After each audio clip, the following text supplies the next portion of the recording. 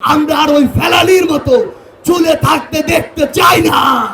বাংলাদেশে যা কিছু হবে ছাত্র জনতার রায়ের ভিত্তিতে হবে। এই ঠাকুরগাঁয় টাকার বিনিময়ে মামলায় নাম দেওয়া হয়, মামলা থেকে নাম কাটা হয়। 250-টিরও বেশি ডিজাইন অপশন নিয়ে ওয়ালটন স্মার্ট ফ্রিজ, বোঝে আপনার প্রয়োজন। আমাদের চারপাশে সীমান্ত রয়েছে, এই সীমান্তে আমার একজন নিরপরাধ ভাই বোনকে আমরা আর ওই ফেলানির মতো চুলে থাকতে দেখতে চাই না।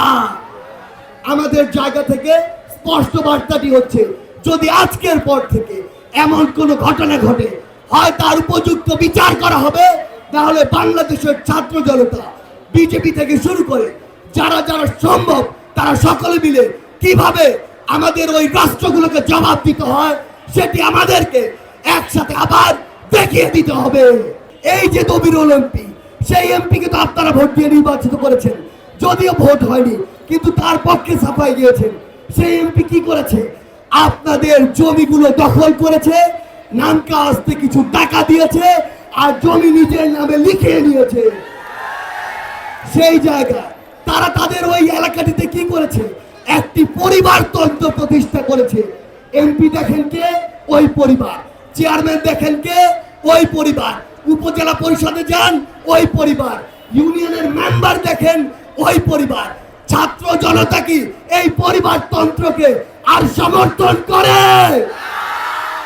আমরা 24-এর এই ছাত্র জনতার অভ্যুত্থান থেকে একটি কথা স্পষ্ট করে বলতে চাই, বাংলাদেশে যা কিছু হবে ছাত্র জনতার রায়ের ভিত্তিতে হবে, কোনো পরিবার থেকে নয়, কোনো ফ্যাসিবাদ যে সিস্টেম সেই সিস্টেমগুলো থেকে নয়। আমি যখন এই ঠাকুরগাঁয় প্রথম ঢুকি, তখন প্রথম যে বিষয়টি শুনেছি, ঠাকুরগাঁয় নাকি মামলা খেলা চলছে। এই ঠাকুরগাঁয় টাকার বিনিময়ে মামলায় নাম দেওয়া হয়, মামলা থেকে নাম কাটা হয়। এই কারণে কি ছাত্র জনতা অভ্যুত্থান করেছিল? ছাত্র জনতা কি তার জায়গা থেকে কোনো অন্যায়কারী, নির্দোষ, সে যে দলেরই হোক না কেন, তাকে শাস্তি দেওয়া, হয়রানি করা, মামলা দেওয়া, এই বিষয়গুলোকে সমর্থন করে?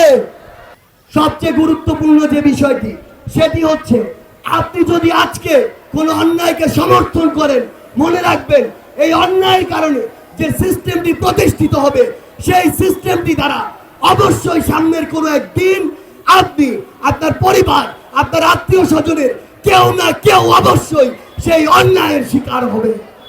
এই যে ফ্যাসিস্ট সরকার 16 বছরে একটি ফ্যাসিস্ট রাষ্ট্র কায়েম করেছে, তার অন্যতম শর্ত হলো দেশের অধিকাংশ মানুষকে এই ফ্যাসিস্ট মতাদর্শে প্রত্যক্ষ বা পরোক্ষভাবে প্রভাবিত করা। অর্থাৎ আমাদের নিজেদের ভিতরে যে ফ্যাসিজমটি ঢুকেছে, নিজেদের ভিতরে মানুষকে লুটপাট করা, শোষণ করা, ডমিনেট করা যে চিন্তা ভাবনাটি ঢুকেছে, সেটি থেকে অবশ্যই আমাদের বের হতে হবে।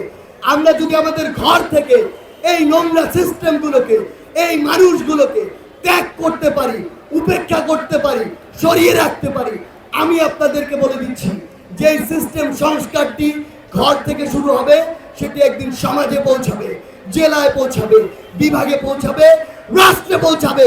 আর তখনই আমরা যে বাংলাদেশের স্বপ্ন দেখছি, সেই বাংলাদেশটি আমরা তৈরি করতে পারব।